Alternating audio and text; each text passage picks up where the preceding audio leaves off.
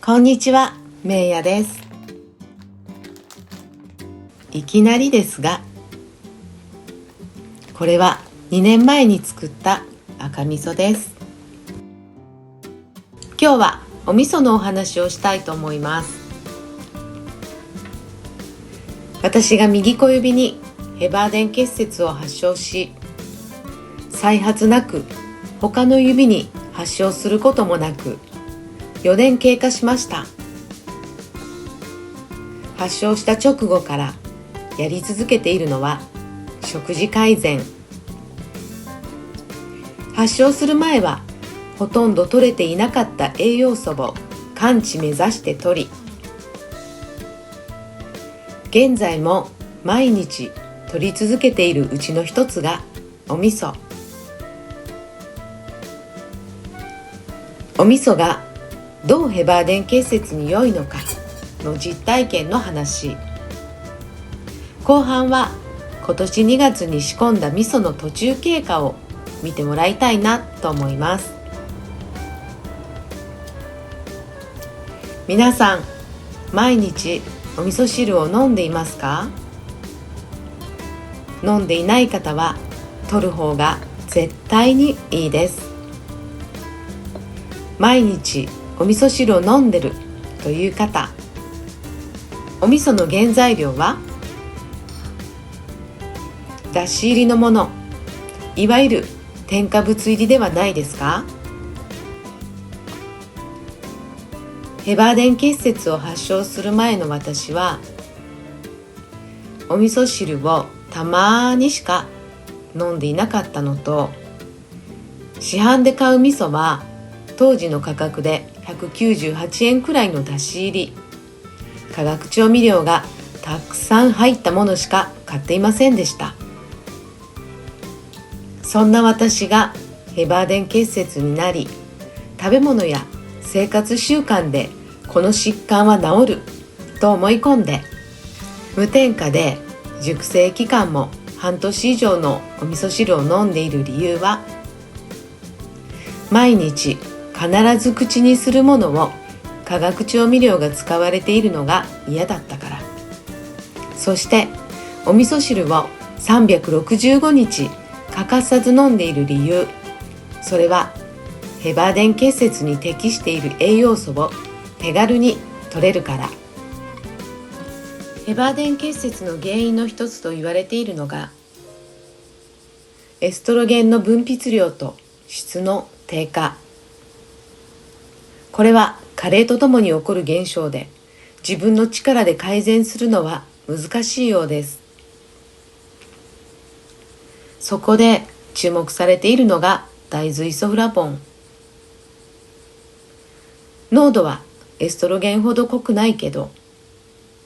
エストロゲンと似た働きを体の中でしてくれるそうです。ヘバーデン結節は関節にある滑膜という組織が腫れて炎症を起こします。実はエストロゲンの分泌量や質が低下すると、関節や腱の周りにある滑膜が腫れるそうです。この滑膜が腫れると関節炎が起こりやすく、腱鞘炎やそばにある神経が圧迫してしびれも起きやすくなるそうです。ヘバーデン結節、ブシャール結節、バネ指、腱鞘炎などはエストロゲンの低下が引き金となり起こるようですよ。痛みとエストロゲンの量には深い関係があるんだなということで、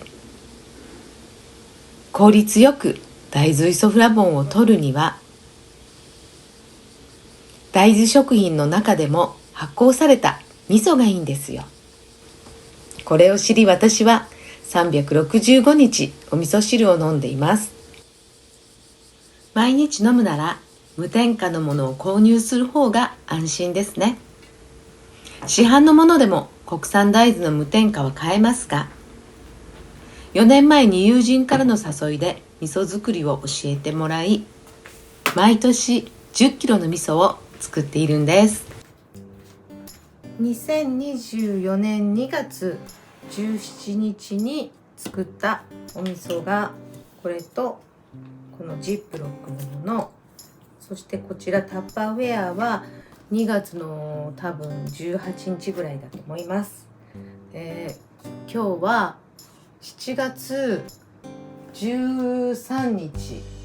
土曜日です。お味噌作ってから3、4、5、6、7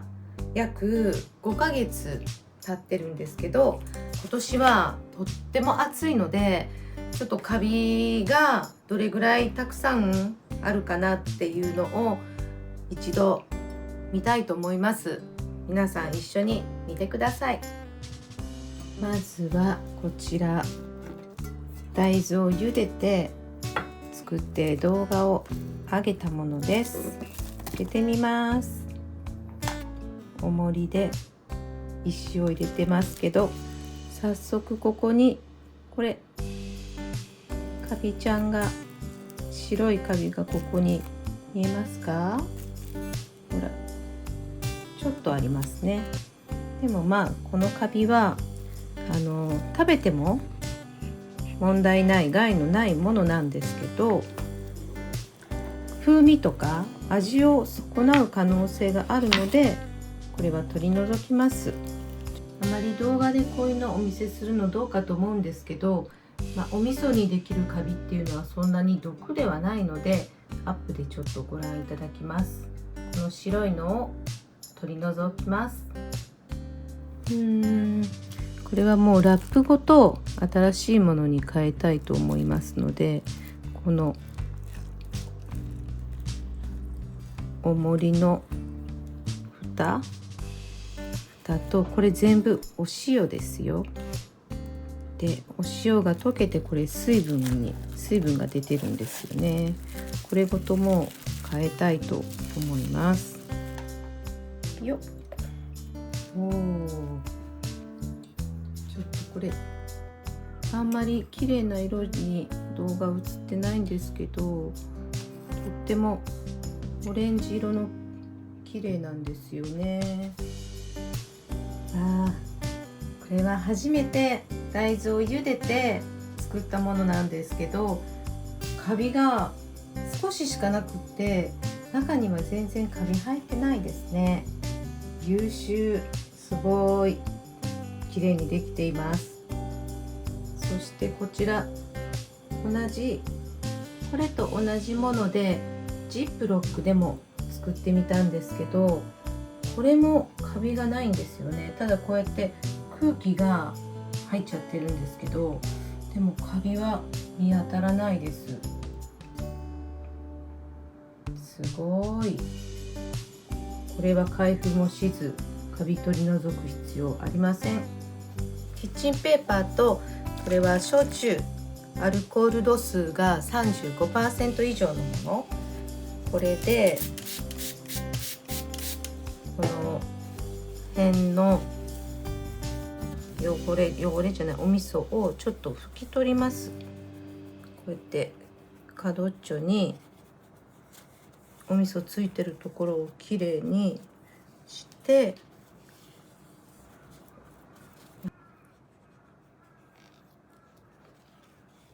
よし、そ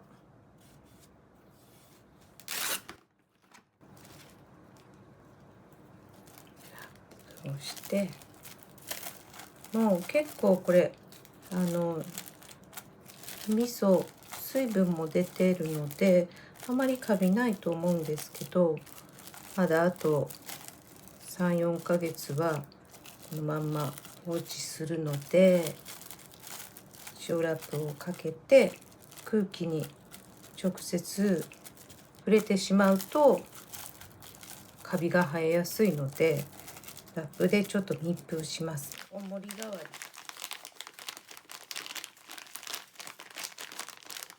はい、完成しました。空気に触れないようにお塩の重りを周りにのせました。水分がお味噌を覆って密封されていると思うので、押し蓋とか石の重りはなしでいいと思います。またこれを冷暗所に保管って言いますけど、別にお部屋の隅にエアコンもかけないような隅に私は置いています。続いてはタッパーウェアの方です。これはですね、もう大豆があらかじめペースト状に茹でてあるものなんですけど、ちょっとこれ観覧ご注意かもしれません。もしカビとか見たくないわっていうお方はここで見ない方がいいかもしれませんね。これはしっかりとカビがいますよ。といってもお味噌につくカビは毒ではないので、私は結構毎年これ見てて慣れてはいるんですけど、お味噌についてるカビ見るの平気よという方はこのままご覧くださいね。ちょっとこれスプーンでカビを取るんですけど、一応スプーンもこうやって焼酎でちょっと消毒して、こっちのが見えるかな。このやっぱ空気に触れやすいこの隅っちょにやっぱり青カビかな、これは緑っぽいの子がいますね。これは放置せずたまに見てしっかり取り除かないとダメですね。ほらちょっとこうやってカビちゃんが生えちゃってますね。念のためにちょっと多めにすくっておきましょう。隅にしかねないですよね。真ん中には全然生えてないからよかった。でもこれラップとお塩だけで密封すると絶対これできちゃうんですけど、さっき見てもらった方は落とし蓋して石の重りを乗せていましたよね。やっぱりあっちの方がきちんと密封されるせいか、カビは少なかったですね。よし、ちょっと多めに取っておきました。でこの後はまたサランラップとお塩をのっけるんですけど、この隅についたお味噌、これカビないように焼酎でまたちょっと拭いて消毒をしておきましょう。案外硬くねこびりついてる感じになってるので、ほらこすって取っておきます。お味噌の香りになっていますね。いい香りです。9月になったら食べれるかな。でも私はいつも2月に作って10月以降に食べています。いい感じです。皆さん夏本番がやってきますね。朝のお味噌汁は熱中症予防、夜のお味噌汁は倦怠感の回復にもいいみたいですよ。今回も最後まで見ていただいた皆さん、お付き合いありがとうございました。また次回の動画でお会いしたいです。さようなら。